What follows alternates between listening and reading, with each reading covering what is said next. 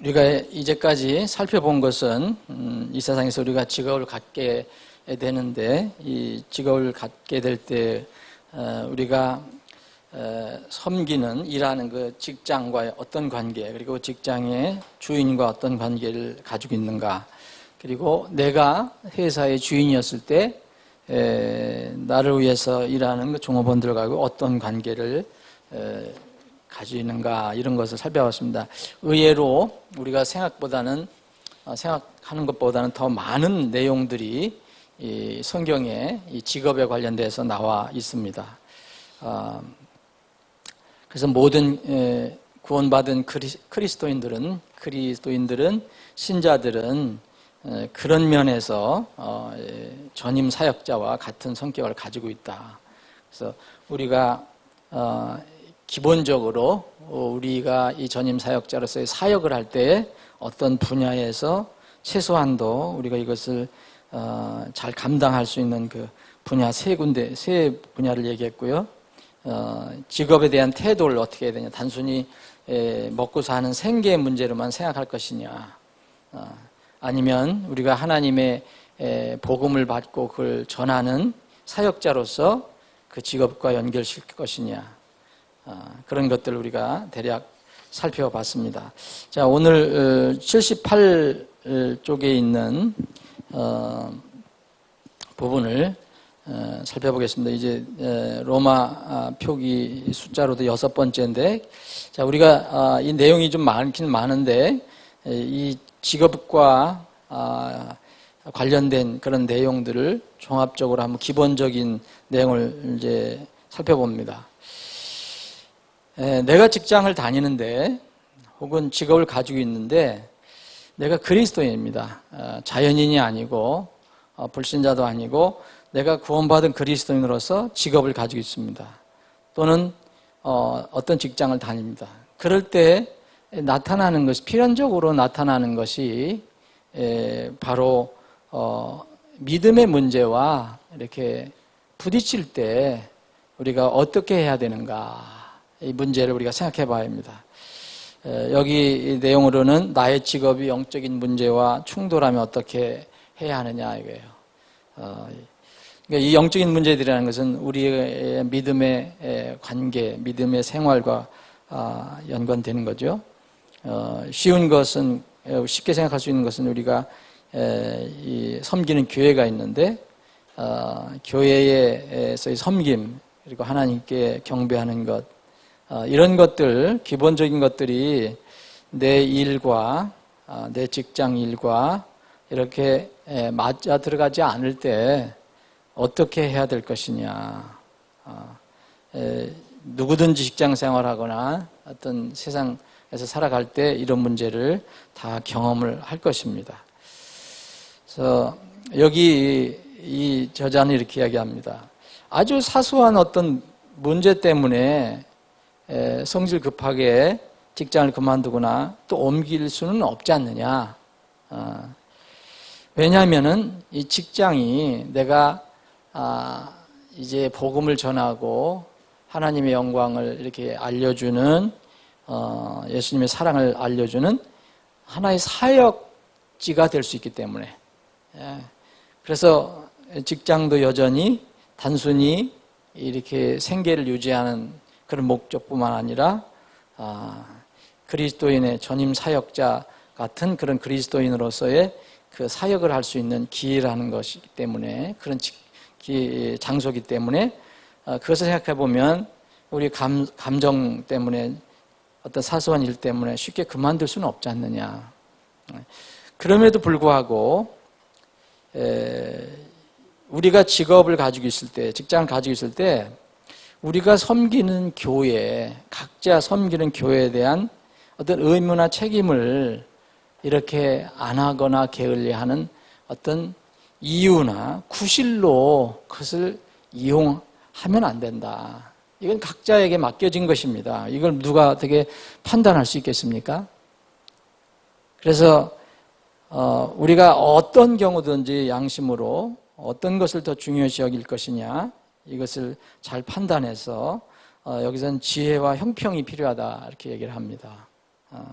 그래서 우선순위를 정하고 또 중요한 것이 무엇인가를 생각해 보라는 거죠. 또 이 두 번째, 이런 경우, 첫 번째 경우도 많지만 이제 두 번째 경우는 여러분들도 경험하시는 것이고 또 이런 경우가 없으면 참 다행인데 세상 직장은 대부분 그래요.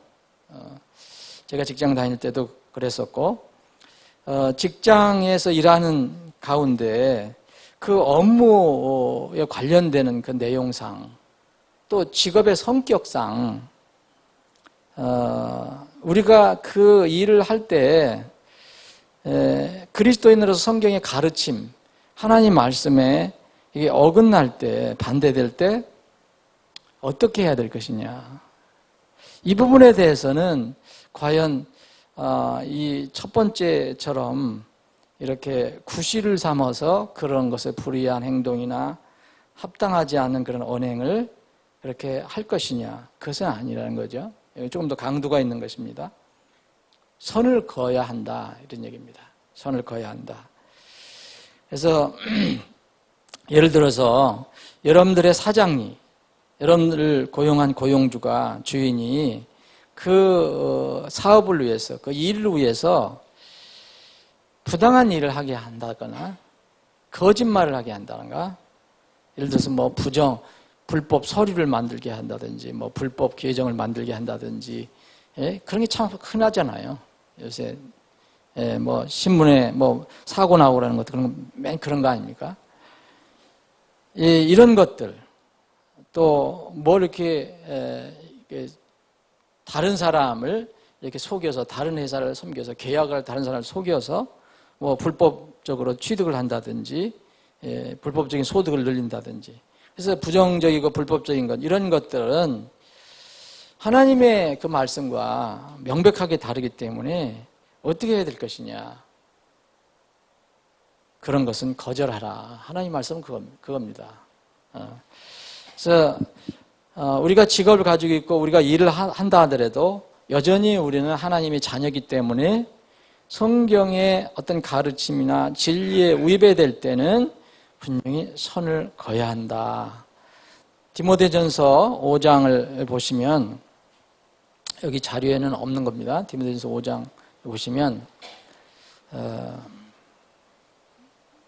22절이 있습니다. 아무에게나 선뜻 안수하지 말고, 이것은 바울 사도가 사역자 디모데에게 준 말씀입니다. 그러나 디모데에게만 해당되겠습니까? 이건 누구에게나 다 해당되는 거죠. 다른 사람들의 죄들에 참여하지 말며 내 자신을 순결하게 지키라. 다른 사람들의 죄들에 참여하지 말라. 이게 이제 전에 우리가 가지고 있었던 개역 성경은 이걸 어떻게 되어 있냐면 다른 사람들의 죄들에 간섭치 말고 이렇게 되어 있어요. 엄청난 차이가 있죠. 어떻습니까? 타인의 죄들에 관여하지 말고, 간섭치 말고, 이것과 다른 사람들의 죄들에 참여하지 말고, 그렇죠? 우리가 다른 사람들의 불법이나 어떤 부도덕함 이런 걸 갖다가 그냥 눈 감아주고 신경 쓰지 마라, 그런 뜻이 아니에요. 이거는 여러분들이 그리스도인이라면 다른 사람들이 죄를 권할 때나 그런 일을 할 때 거기에 영향받아서 참여하지 말라, 그런 말씀입니다. 그래서 고용주가 여러분들에게 어떤 요구를 할 때 그것이 성경적인 것이 아니라면, 이건 부끄러운 일이라면 과감하게 이것을 택하라는 거죠. 일시적인 잠시 동안의 그런 어떤 그 편안함을 위해서 그렇게 영향받지 말고 동참하지 말고. 에베소서 5장을 한번 보겠습니다. 에베소 5장. 에베소 5장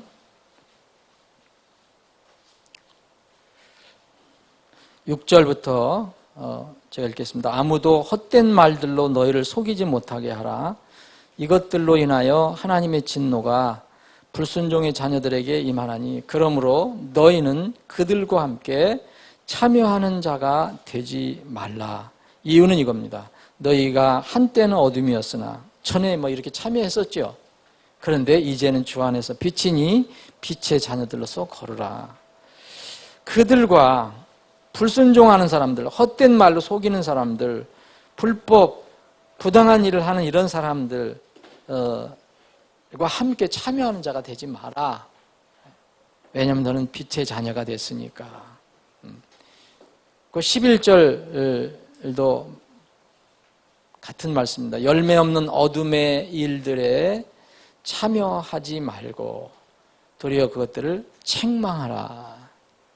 참여하는 것은 당연히 안 하는 것이고 더 나아가서는 책망하라고 이야기합니다.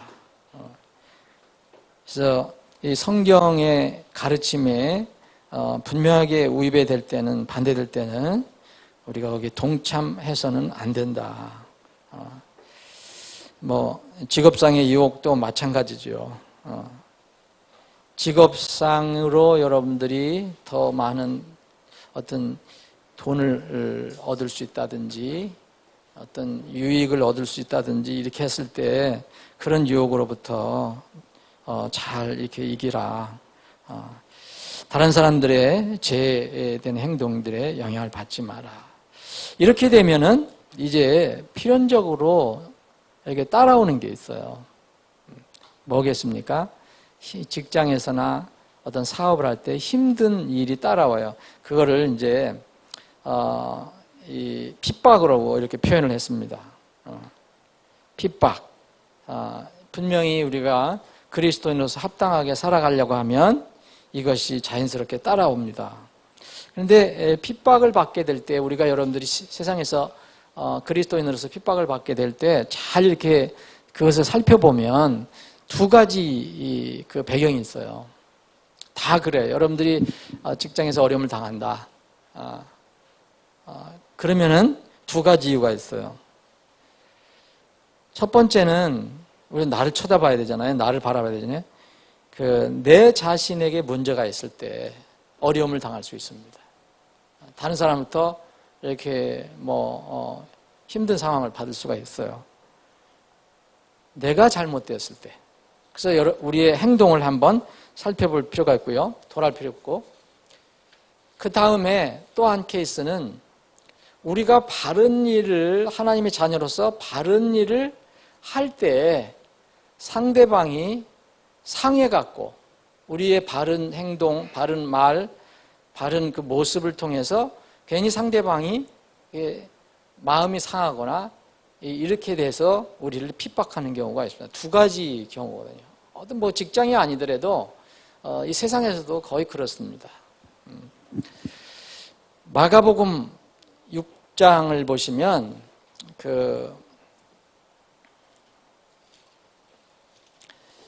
침례자 요한의 이야기가 나와요. 침례자 요한은 직장 생활한 사람이 아니지만 이 세상에서 이 불의와 불법에 대해서 이렇게 과감하게 입을 열어서 이렇게 증언했던 사람입니다. 이 침례자 요한이 나중에 이제 죽임을 당하는데, 침례자 요한이 죽임을 당할 때 죽임을 당하게 된 그 배경이 뭐냐면 옳은 것을 말한 것으로 인해서 상대방으로부터 미움을 사서 그렇게 된 겁니다. 자, 마가복음 6장을 보시면 17절입니다. 전에 헤롯이 자기 동생 빌립의 아내 헤로디아로 인해 직접 사람을 보내 요한을 붙잡아 감옥에 가두었으니 이는 그가 그녀와 결혼하였기 때문이다.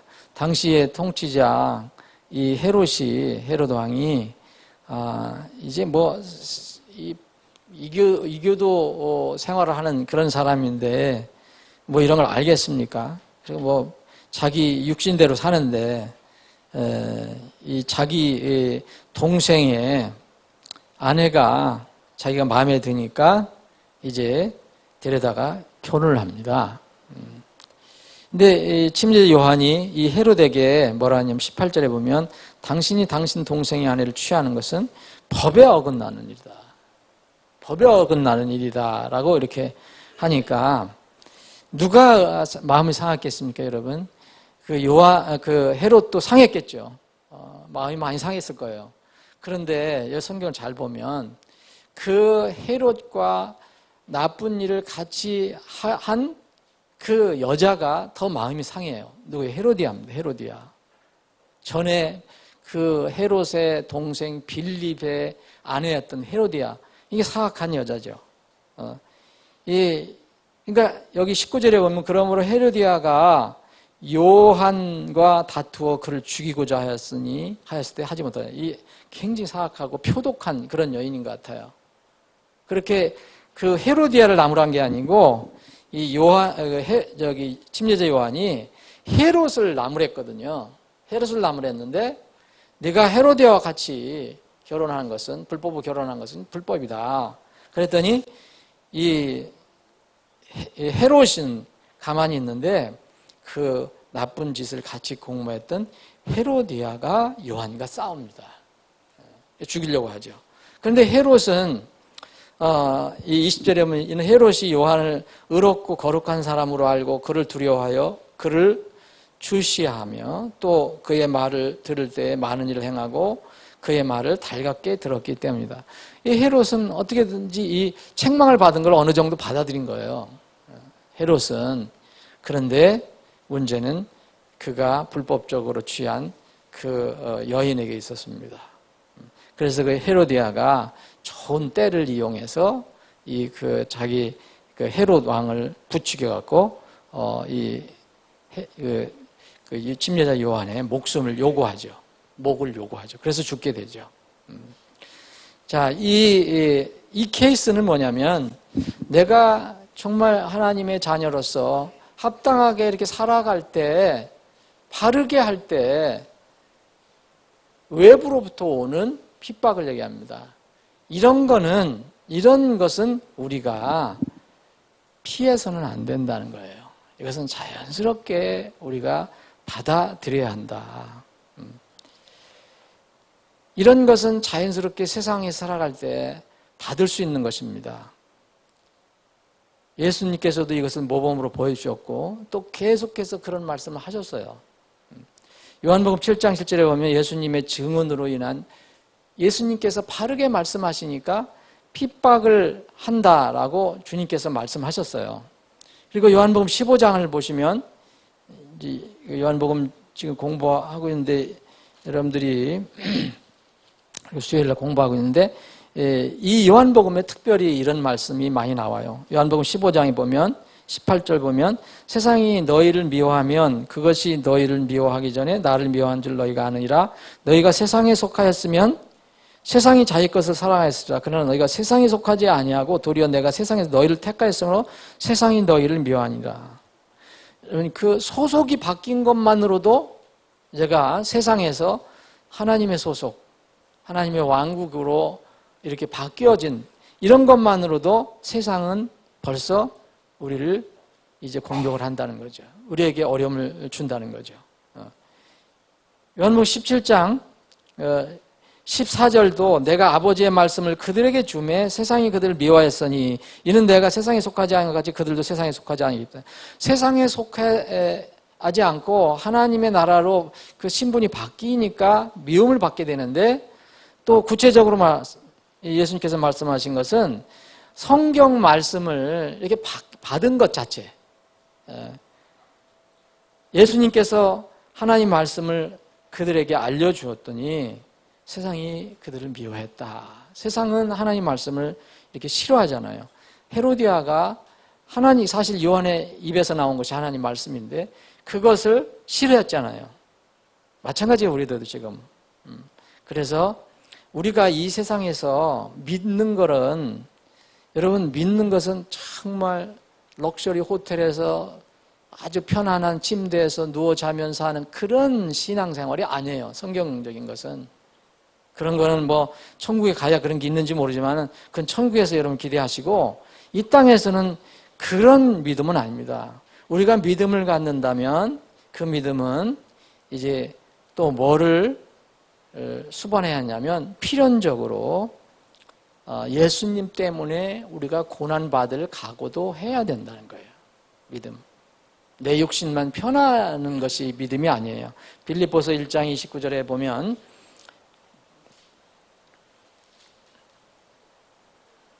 여러분 우리가 이 빌립보 교회 성도들도 굉장히 어려움을 당했거든요. 1장 28절에 어떤 일에서도 너희의 대적들로 인하여 무서워하지 않는다는 것을 내가 들을 수 있으리라. 그것이 그들에게는 멸망의 명백한 징표요. 이 빌립보 교회의 이 착하고 순진한 순수한 성도들을 어떤 사람들이 이렇게 공격을 하고 막 괴롭게 하고 하는 사람들이 있는데 그것이 뭐냐? 하나님께서 보실 때는 그들이 그렇게 하는 행동이 그들은 멸망의 명백한 증거다. 너희에게는 구원의 증표다. 너희들이 고통받고 고난받는 것은 구원의 증표니 곧 하나님 증표다. 29절 그리스도를 믿는 것뿐 아니라 그분을 위해 고난당하는 것도 주께서 그분을 대신해서 너희에게 주셨나니.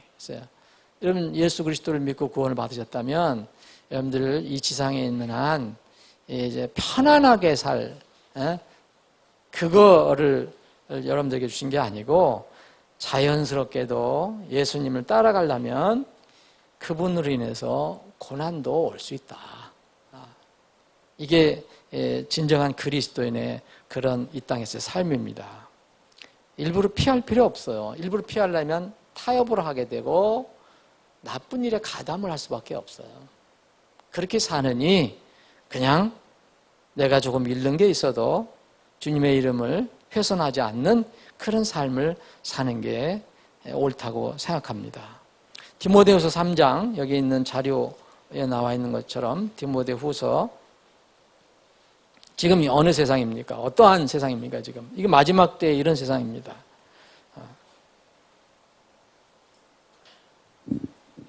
참으로 그리스도 예수님 안에서 하나님의 뜻대로 살고자 하는 모든 자는 핍박을 받을 터이나 악한 자들과 미혹하는 자들은 점점 더 악해져서 속이기도 하고 속기도 하리라.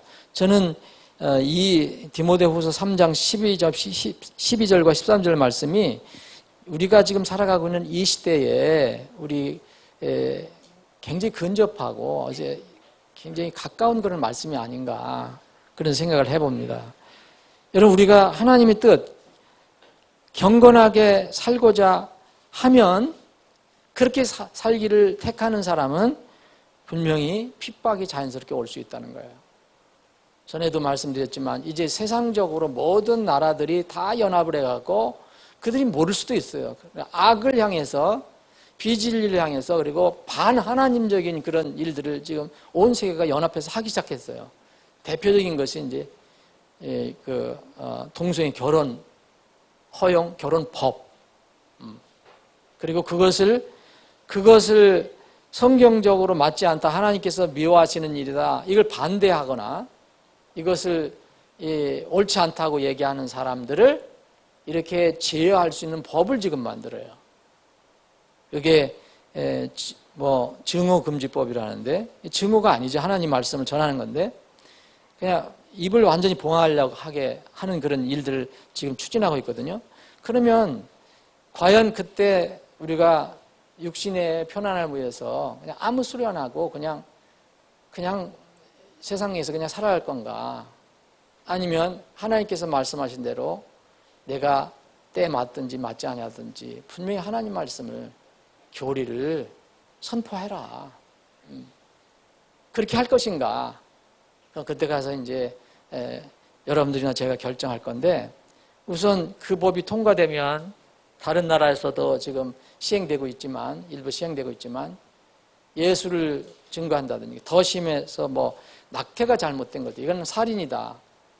또 동성 결혼을 주장하는 것은 반하나님적인 이런 행동이다라고 얘기하면 하나님께서 정말 증오하시는 일이다라고 얘기하면 그 법에 저촉이 돼서 우리가 징역을 살든지 벌금을 엄청나게 물든지 하는 상황이 앞으로 올 거란 말입니다. 지금 일부 미국이나 캐나다나 영국 이런 데서는 시행되고 있어요. 유럽 같은 데서는. 앞으로 전 세계적으로 이렇게 될 거예요. 그래서 우리가 예수님 안에서 하나님의 뜻대로 살고자 하면 편안해지는 게 아니라 그 진리 때문에 어려움을 당할 수도 있다. 왜냐하면 점점 세상이 그렇게 가기 때문에 그렇게 어떻게 할 것인가. 그것은 각자의 믿음에 달려 있는 것입니다. 사도행전 14장 22절에 보면 바울 사도가 이렇게 자기가 하나님 부르심을 받고 이 세상을 돌아다니면서 복음을 전하면서 느낀 게 하나 있어요. 물론 이게 자기가 느낀 거지만 하나님께서 영감을 주신 거죠. 그리스도인은 반드시 환난을 거쳐야 천국에 들어갈 수 있다라고 얘기했습니다. 천국에 들어가는 조건이 이렇게 핍박받고 환난 받는 게 아닙니다. 구원받은 사람이라면 천국에 들어가기 전에 이거는 피할 수 없는 일이다라는 거예요. 그래서 어떤 그리스도인이 한 번도 싫은 소리 안 듣고 진리 때문에 믿음 때문에 한 번도 싫은 소리 안 듣고 누구한테 얘기 안 듣고 또 아주 정말 예수님 믿음부터는 모든 일이 잘 되고 평안하게 잘 돼가 갔다. 그런 사람은 정말 한번 생각을 해봐야 돼요. 그럴 수가 없습니다. 자기 가정이든 사회에서든 어디서든 그건 불가능한 일이에요. 왜냐하면 세상은 믿지 않는 세상이기 때문에. 이럴 때 우리가 반드시 환난을 거쳐서 천국에 들어간다 이렇게 했는데 그러면 이런 역경과 어려움이 올 때 어떻게 할 것이냐. 이때 우리는 쉽게 뭐냐면 자기 감정, 자기 힘, 자기 능력, 자기 지혜, 자기 꾀로다가 이것을 이렇게 대하려고 그러죠. 근데 그렇게 할 필요가 없다는 거죠. 이게 베드로전서 2장을 한번 보시면 베드로전서 2장 18절 종들아 모든 두려움으로 너희 주인들에게 복종하되 선하고 부드러운 자들에게만 아니라 까다로운 자들에게도 그리하라. 사람이 부당한 일을 당하고도 하나님을 의식함으로 고통을 견디면 이것은 감사할 일이나. 여러분들 혹시 이런 일이 있을 때 불평할 필요 없어요. 이게 감사할 일이라고 하잖아요. 왜냐하면 하나님은 정말 찬물 한 잔의 그 수고나 그 노력도 하나님을 위해서 하는 것도 잊지 않으신 분이라 했으니까 감사할 일 아닙니까? 하나님이 기억하시고 하나님께서 앞으로 여러분들에게 보상을 해주실 건데 그런데 너희 잘못으로 인하여 매를 맞고 참으면 그것이 무슨 영광이냐. 세상에서 우리가 아까 얘기한 대로 세상에서 우리가 어려움을 당한다. 어떤 그 외부에서 고난이나 핍박을 당한다 그럴 때는 두 가지밖에 없다는 거죠. 내가 잘못해서 하는 거. 아니면 내가 옳게 해서 내가 주님을 따라가려고 할 때 오는 것. 근데 후자인 경우는 불평하거나 낙심하지 말고 그냥 오히려 감사할 것이라는 거죠. 근데 우리가 잘못하면 이건 아무것도 아니라는 거예요. 그러면 빨리 정리를 해야 되죠. 그러나 너희가 잘 행하고도 그것으로 인해 고난을 당하고 참으면 이것은 하나님께서 받으실 만한 것이니라. 하나님이 다 아시고 그것을 인정하시고 다 기억하신다는 거예요. 참으로 너희가 심지어 그 일을 위해 부르심을 받았나니. 이게 뭡니까? 우리가 때로는 주님을 위해서 진리를 위해서도 고난을 받는 것도 부르심이라는 거예요. 여러분 우리가 제일 좋아하는 게 뭡니까? 구원의 부르심이잖아요. 지옥에서 건진받았다. 형벌에서 건진받았다. 정말 좋은 일이죠. 그런데 그것만 부르심을 받은 게 아니라 이제 그 일을 위해서도 우리가 이 고난을 잘하는 일로 인해서 고난을 받는 것도 주님께서 우리를 부르실 때 그 안에 들어가 있다는 거죠. 그리스도께서도 우리를 위해 고난을 당하심으로 우리에게 본을 남기사 너희가 자신의 발자취를 따라오게 하셨느니라. 그래서 예수님의 본인이 뭐예요? 예수님은 이제 전혀 죄가 없으셨다. 교활함도 없으셨다. 그런데 고난을 감내하셨다. 그분이 고난을 받으신 이유는 뭡니까? 잘못해서 그러신 게 아니라 세상 경건하게 살려고 진리를 따라가려고 하나님의 뜻을 아버지의 뜻을 행하려고 할 때 그렇게 받으신 것이다. 주님께 어떻게 해야 될 것이냐? 주님께 의지하는 겁니다. 이럴 때마다 자, 23절 욕을 당하시되 맞대 욕하지 아니하시고 고난을 당하시되 위협하지 아니하시며 오직 의롭게 심판하시는 분에게 자신을 맡기시고. 예수님께서 어떻게 하셨습니까? 예수님 얼마든지 논쟁할 수 있어요. 내가 무슨 잘못이 있느냐? 나는 하나도 잘못이 없다. 너희들이 불법이다. 얼마든지 논쟁하실 수 있지만 그냥 하나님의 뜻이 무엇인지 아시고 이렇게 정하시고 인도하신 아버지께 자신을 온전히 맡겼다. 그래서 친히 나무에 달려 자신의 몸으로 우리의 죄들을 지셨으니 이것은 죄들에 대해 죽은 우리가 살아서 의에 이르게 하려 하심이라. 그분께 채찍에 맞음으로 너희가 고침을 받았니 너희가 전에는 기르는 양 같으나 지금은 너희의 혼의 목자여 감독이신 그분에게 돌아왔느니라. 주님께 이제 모든 이런 고통과 고난까지도 다 핍박까지도 주님께 이렇게 맡기는 것이다. 3장 그 뒷부분에 비탄 겁니다. 12절 주의 눈은 의로운 자들 위에 거하며 그분의 귀는 그들의 기도에 열려있을 때 주의 얼굴은 악을 행하는 자들을 대적하느니라. 너희가 선한 것을 따르면 누가 너희를 해하리요? 그러나 너희가 의로 인하여 고난을 당하면 행복한 자니. 아까는 감사하라 그랬는데 얼마나 이게 행복하다 그랬습니다, 여러분. 행복하다. 너희가 의로 인하여 고난을 당하면 행복한 자니 그들이 두렵게 하는 것을 무서워하지도 말고 불안해하지도 말며 오직 너희 마음속에서 주 하나님을 거룩히 구별하고 너희에게 너희 속에 있는 소망의 이유를 묻는 모든 사람에게 대답할 것 항상 예비에 대해 온유함과 두려움을 하며 선한 양심을 가지라. 주님을 생각하라는 거죠. 그러면은 주님께서 이제 이런 것을 다 여러분들을 모든 것을 다 주장하시고 보호하시고 인도하실 것입니다. 오늘 뭐 직장과 이런 그 직업에 관련된 이야기인데 왜 이런 어떤 면은 무거운 우리가 성경을 읽어야 합니까? 직장이 가벼운 것이 아니라는 거죠. 우리 생활의 삶에 거의 많은 시간을 투자하고 거기서 살 수밖에 없는 직장에서 내가 그리스도인이라면 어떻게 살아야 하느냐 중차대한 문제가 여기에 들어있다 이겁니다. 마지막으로 직업을 내가 혹시 찾는다. 난 직업이 아직 없다. 어떤 일을 구한다. 그런 어떤 것을 고려해야 하느냐. 지금 그리스도인이 아닌 사람은 주님과 하나님의 관계에 아무 상관이 없습니다. 그들이 구하는 건 뭡니까? 돈, 편한 거, 시간, 그리고 어떤 자기 취미와 관련된 거. 어떤 뭐 전부 육신으로 유익한 거를 찾는 거죠. 다 관련되는 거죠. 뭐 좋은 이름 있는 직장, 내가 이렇게 승진할 수 있게 출세하는 전부 그런 거예요.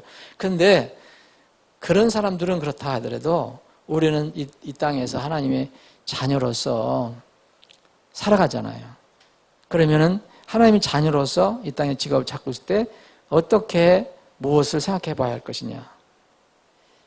내가 찾고 있는 그 직장, 직업이, 일이 나의 믿음이나 영적 사역을 도움이 될까?